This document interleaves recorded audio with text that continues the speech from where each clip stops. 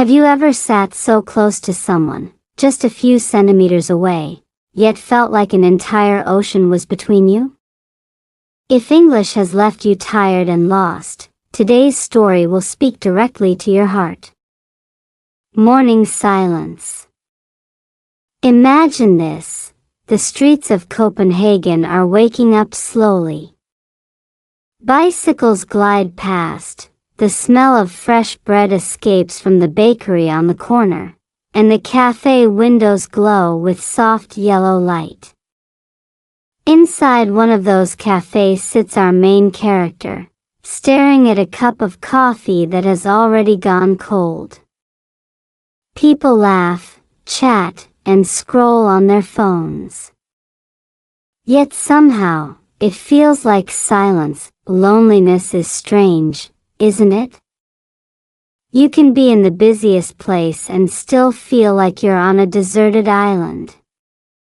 Psychologists say this happens because your brain is scanning for connection, not for noise. When the brain doesn't find a social signal, everything else just becomes background static. That's why the cafe, though loud, feels empty now.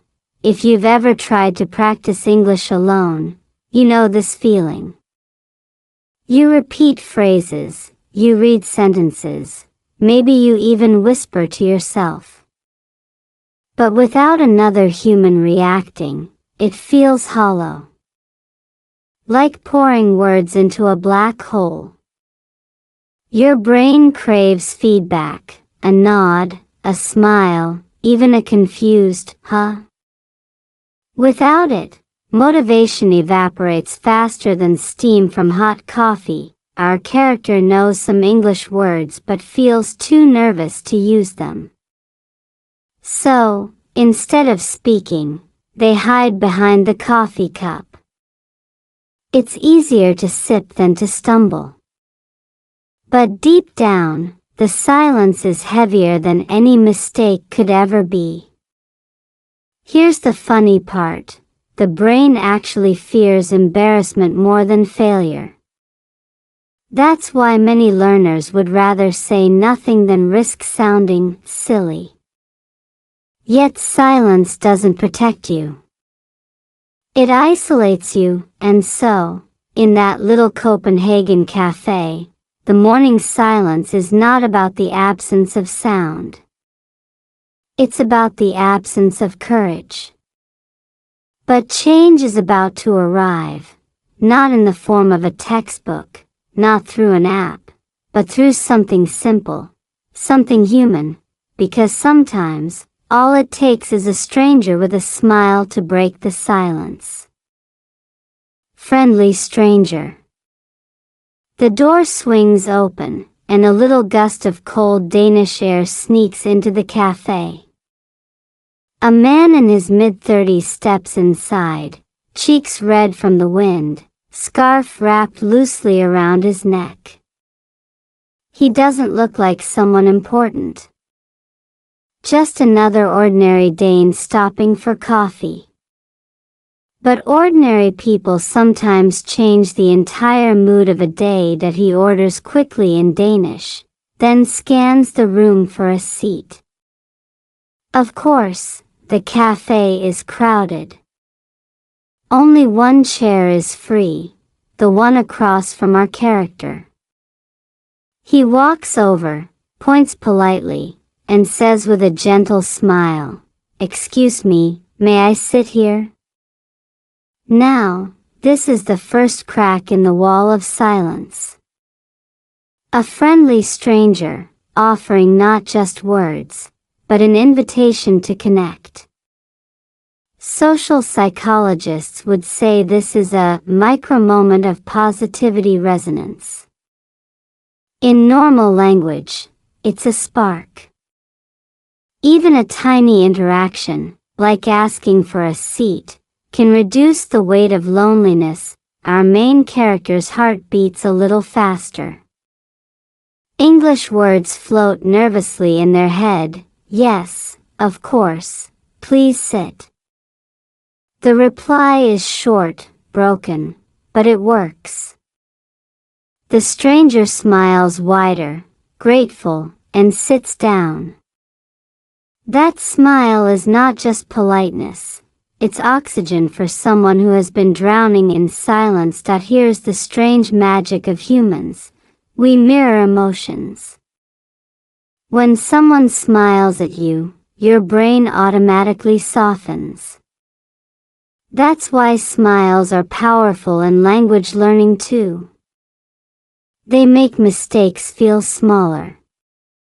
They make effort feel enough. The stranger takes a sip of his coffee, then tries again. Beautiful morning, isn't it? The English is clear, slow, and kind. Our character blinks, surprised. It's as if the universe has just handed over a gift, a chance to practice English without judgment, without pressure. And for the first time that morning, the cafe doesn't feel like a lonely island. It feels like a bridge might be forming, shaky, awkward, but real. Awkward English. You know that moment when your brain has the perfect sentence ready, and then your mouth betrays you? That's exactly what happens next.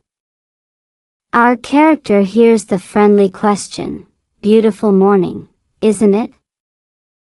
And panic takes over. The answer forms in their head, yes, it's cold, but the sun is nice. Simple, right? But when the words come out, they sound like this, yes, cold, sun, nice. Grammar collapses, confidence evaporates, and suddenly the sentence feels like a bad puzzle missing half its pieces. The stranger pauses for a split second, then laughs softly, not mocking, but warm, like he understands the struggle. And here's the funny part. Science shows that people often feel more connected to you when you're imperfect. Why? Because mistakes make you human, relatable, real. Nobody falls in love with a robot. Still, the embarrassment burns. Our character looks down at the coffee cup, cheeks hot, wishing they could rewind.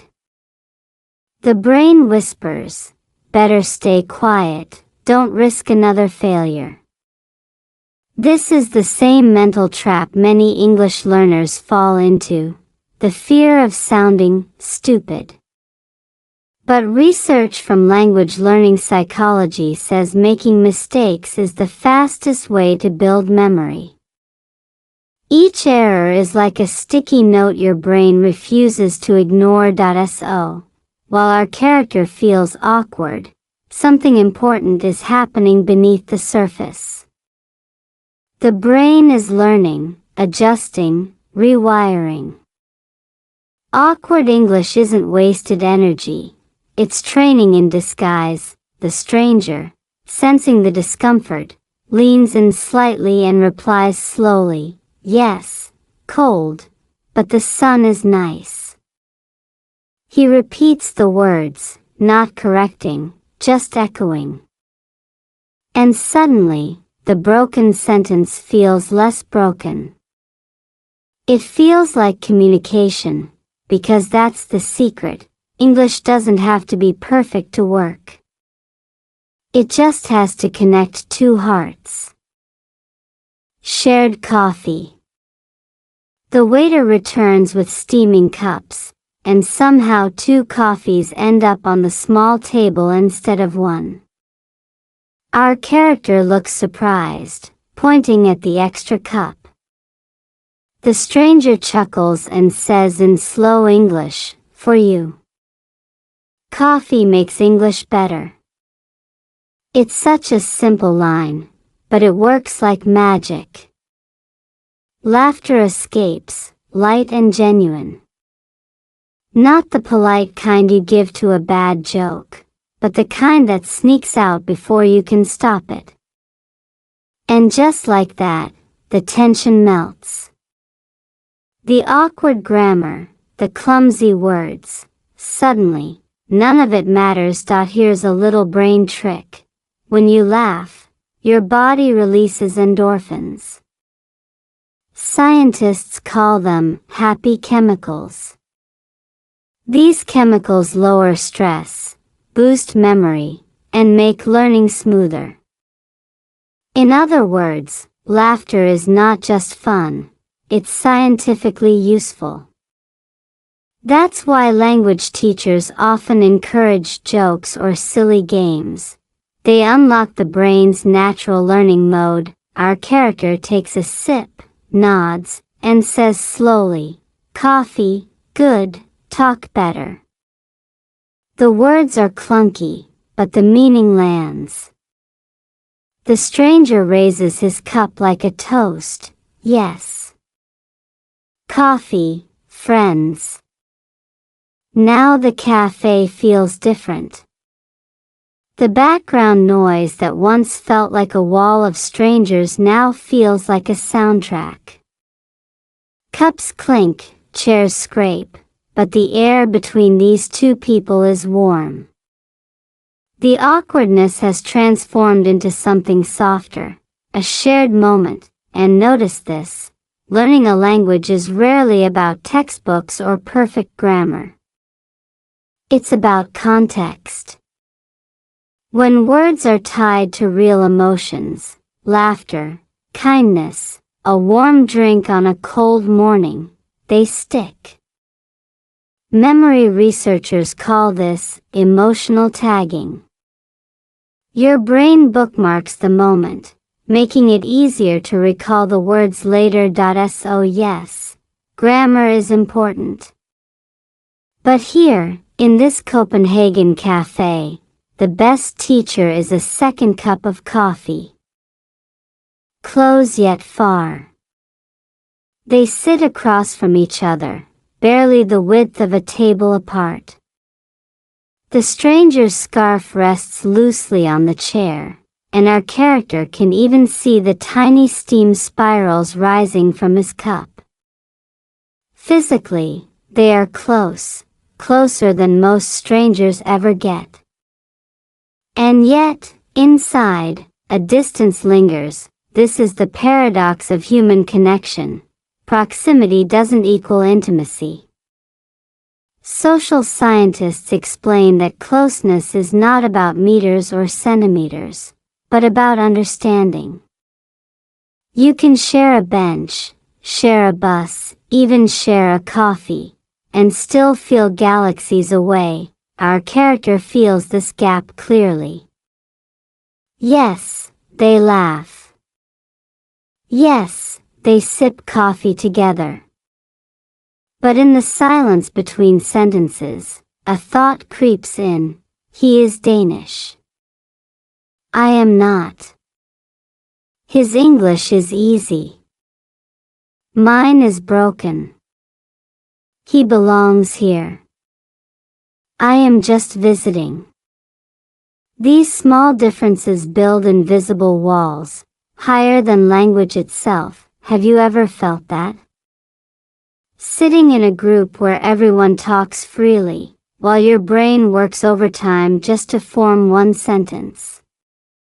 The words feel heavy, like dragging luggage through snow. By the time you're ready to speak, the topic has already changed.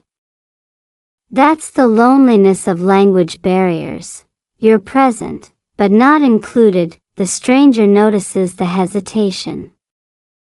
He leans back, takes a calm sip, and keeps his words simple. You live here? Our character nods, then stumbles. I study English. The stranger smiles, patient, waiting. There's no rush. And in that waiting, something powerful happens. Respect. Psychologists say patience is a hidden form of intimacy.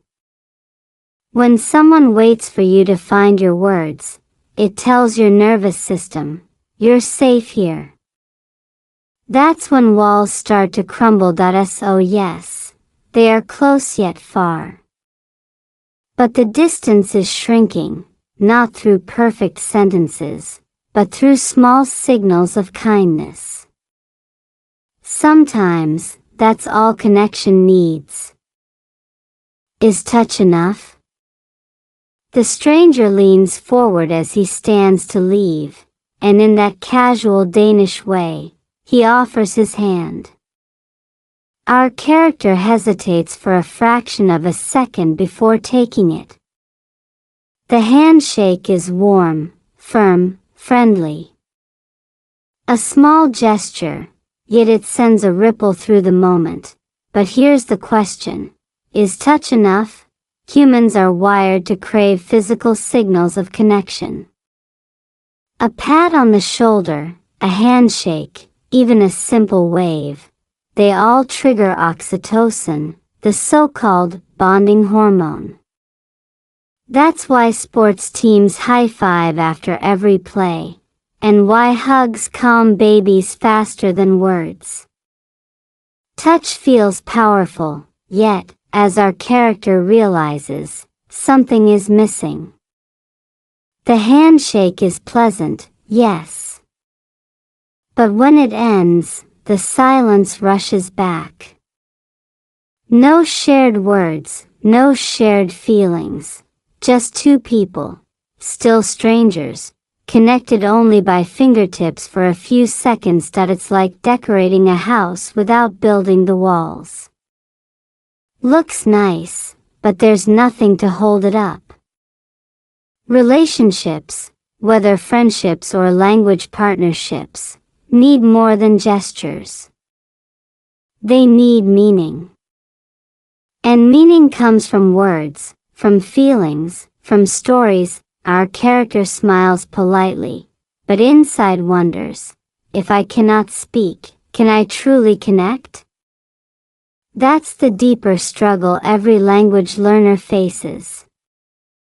You can nod, laugh, shake hands, but without words, the soul stays locked inside. Here's the ironic twist. Most people think language learning is about vocabulary lists. In truth, it's about courage. A shaky word with heart carries more weight than a perfect sentence with none. That's why a clumsy, "thank you, friend," can warm a room more than flawless silence. So, no, touch alone isn't enough. But it can be the spark that lights the courage to speak. And in this cafe, that spark is about to ignite. Feelings speak. The stranger doesn't leave just yet. He sits back down, takes another sip, and tilts his head with a kind of curiosity that isn't pushy, just open. Then, in slower English than before, he says, "You, like Denmark?" Our character exhales, almost in relief. The words are simple, manageable. This time, the reply comes, yes, cold, but people nice. It's still broken, but now there's a spark of pride. The stranger nods, eyes bright, and echoes back, yes. Cold, but people nice. And something clicks. The conversation, once a battlefield of grammar mistakes, shifts into something softer, a dance of feelings. They speak slower, clearer, not to impress, but to understand. The pressure to be perfect falls away, replaced by the desire to connect. Language teachers call this the affective filter. When stress is high, your brain blocks input like a wall. But when emotions are safe, when someone smiles, waits, listens, the wall lowers. Suddenly, new words sneak in more easily, and old words come back to life. That's why feelings matter more than fluency. A shaky sentence spoken with sincerity lands stronger than a polished line spoken without heart. You can see it right here. The stranger nods, laughs, responds with simple echoes. Each exchange is short, but the meaning grows richer. Imagine if learning English was always like this. Not about passing tests or avoiding red marks, but about sharing tiny truths of your day. Coffee good. City beautiful. Sun cold. It sounds childish on paper, yet in real life, these fragments build bridges.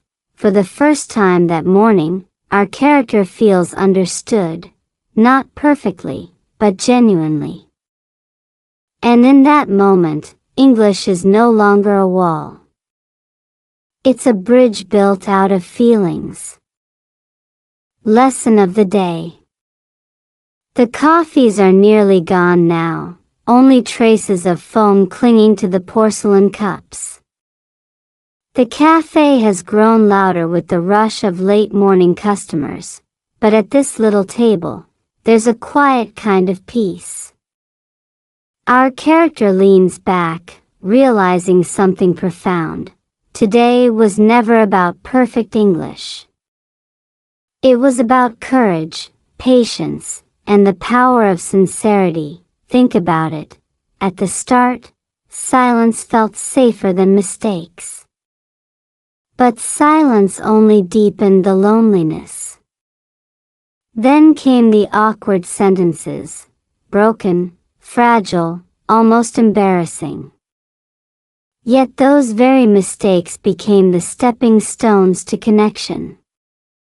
Without them, no laughter, no smiles, no shared moment over coffee would have existed. Psychologists say that genuine connection doesn't depend on polished performance.